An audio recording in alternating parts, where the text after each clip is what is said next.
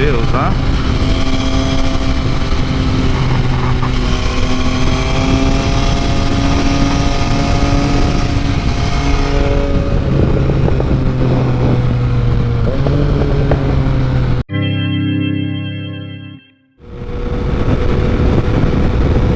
Oh dear.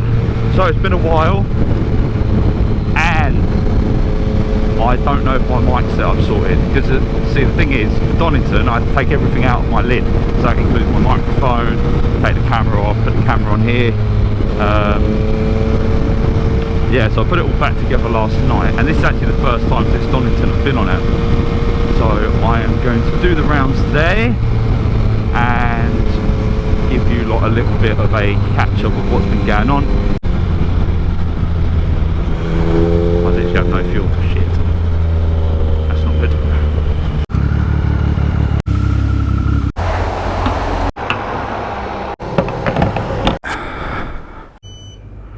So, yeah, so as you can see, this is the first time I've ridden her since Donington, and her tyres are fucking hanging. Oh, I need to get them up to temp and then really fucking sort of just smooth them over. I suppose I best get to it. Now, I always say it, my Instagram is more alive than YouTube will ever be, really.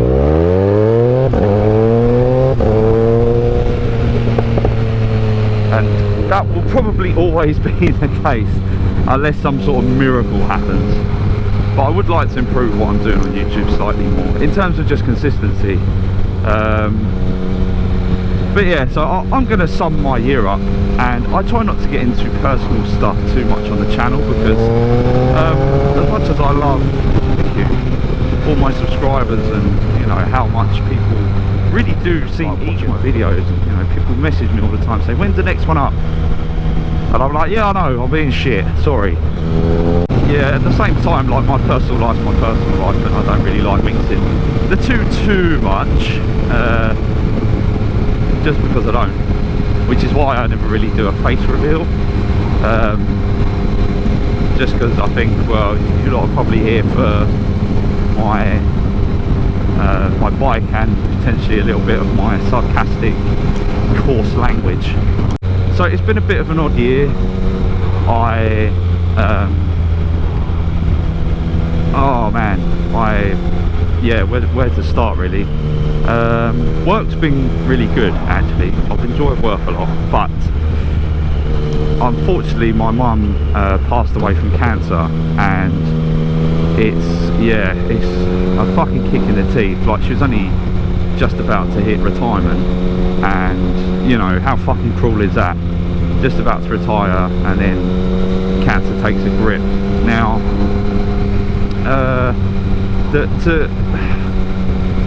to add insult to injury, you know, I had at the time my little girl, you know, me and the other half were expecting a baby, and my mum knew about that. You know, my other half was about 7 months pregnant when my mum actually passed away, and the shit thing was, it was all very sudden. Like, fuck it, I'll tell you, innit? Like, basically she had cancer for about 1.5 years, and her and my dad knew about it, and you know, I've got brother and sister, whatnot, you know, siblings like the rest of us, and they decided to not, because my mum was from the Midlands and she's very sort of strong northerner, you know, reopen the coal mines kind of shit. And yes, she decided she didn't want, especially with, you know, like me and the other half had moved back home to save a house because she was pregnant, and we knew we needed to buy a house quick, which is why I sold my 350Z, and I'm on Mondeo now, which I will change that soon. But yeah, so it kind of, you know, they decided we don't want to tell anyone, we'll see, you know, we'll just see it to the end, and when we have to tell them, we have to tell them. And unfortunately it was diagnosed as terminal from the start, so there was never any cure. So, you know, for starters, just the turmoil that must have taken on my dad, like having to keep that secret. And then, bless her, my mum didn't even fucking cry once, like when we was, you know, at her bedside. But for us, it was all very sudden and a big shock because, you know, she got admitted to hospital 1 week and was like, oh, she's just not very well. And I started to see the signs because I'm a little bit like, if I want to find something out, I will really research it. Like, I really want to go and find out what the crack is. And I started to see symptoms that just, you know, flagged up warning signs to me. So yeah, she basically was in hospital for a week, came back home on the Saturday. I was actually with Janwil on that Saturday, sort of just helping him out some stuff around his house, and she got taken back, she got rushed back to hospital. So went home, got the old man, went to the hospital, and unfortunately that's where we found out it was this was the beginning of the end sort of thing, like, or this was the end, sorry, this is it. And you know, only people can imagine how that must feel at the time. Like, all of a sudden, you know, 2 weeks ago she's chasing me around the house, sort of play fighting with me, and all of a sudden now she's in a hospital bed being given blood, and yeah, your world just gets turned upside down. And you know, I've been with my other half like 7 years as well, so it's not like she didn't know her either. It was all very, yeah, like, oh man, it was fucking horrible. I don't wish that upon anyone. So yeah, unfortunately she passed away. But on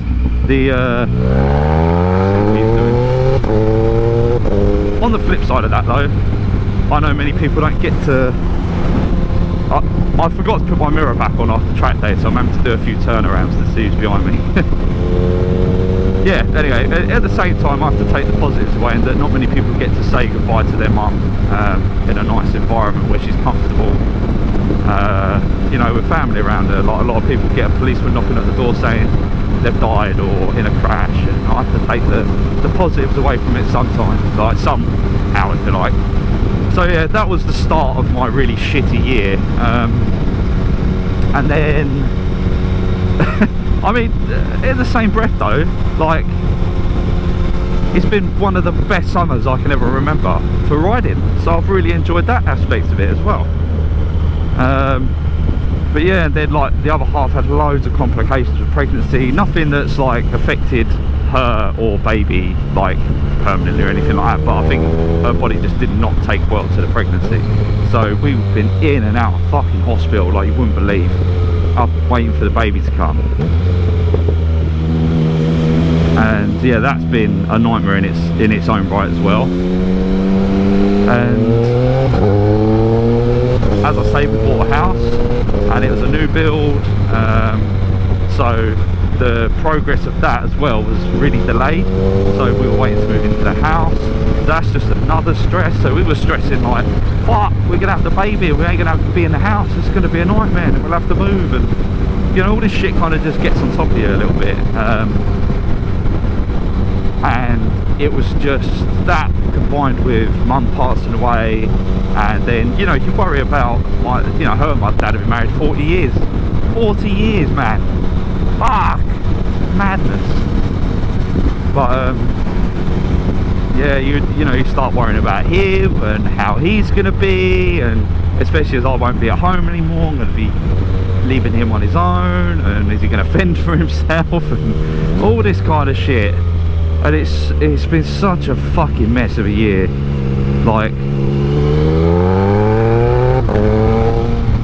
and yeah, so that's why it's been quiet these past couple of months, and it was why I kind of had a quiet spat in amongst the year as well, just from mum passing away. And you know, for a few of you on Instagram, I put one post about it, just because I got one of my ankle guards engraved with what I always say to her when she was like, you know, everybody's mum's the best mum, but in the same breath, like, you know, she never rode a motorbike or anything like that. She wasn't like a cool biker mom, but at the same time, like, she loved that I was on a motorbike. She used to tell everyone, look, my son's got a motorbike.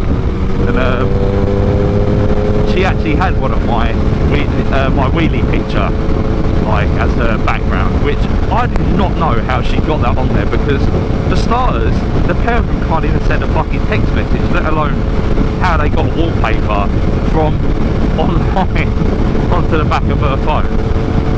So yeah, like she was just awesome, and I can't remember where I was going with this anyway. But yeah, it's been a difficult year, and we are where we are now, so I just need to crack on and get back into a rhythm of life. And you know, my baby girl's here now, and she's all fully healthy, and you know, the missus is like literally just done flipped the switch and gone back to being good again after the pregnancy.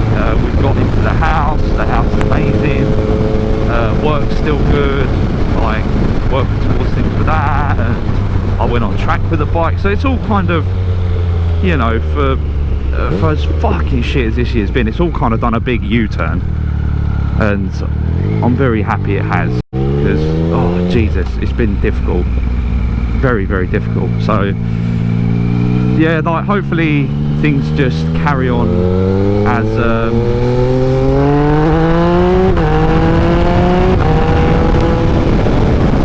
per normal now, and I can get back into it and just sort of crack on with you boys and get on some more videos.